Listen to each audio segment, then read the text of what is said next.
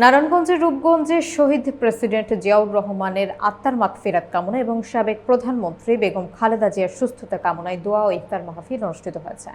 বিস্তারিত দেখুন মাকসুদুল হোসেন তুষারের প্রতিবেদনে।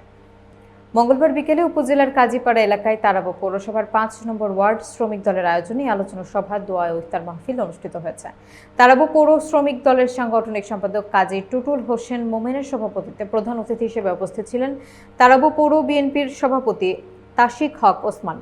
এ সময় আরও উপস্থিত ছিলেন তারাব পৌর বিএনপির সাধারণ সম্পাদক হাফিজুর রহমান পিন্টু, যুগ্ম সাধারণ সম্পাদক হাজি মফিজুল ইসলাম, তারাব পৌর যুবদলের আহ্বায়ক আফজাল কবির, তারাব পৌর শ্রমিক দলের সভাপতি কামরুল হাসান রাহুল, সাধারণ সম্পাদক ফজলুল হক, প্রধান সাংগঠনিক সম্পাদক মিজানুর রহমান মিজান, যুগ্ম সাধারণ সম্পাদক রাসেল শিকদার খোকন মিয়া, আলমগীর কামাল মিয়া, আব্দুল মতিন মিয়া সহ অনেকে।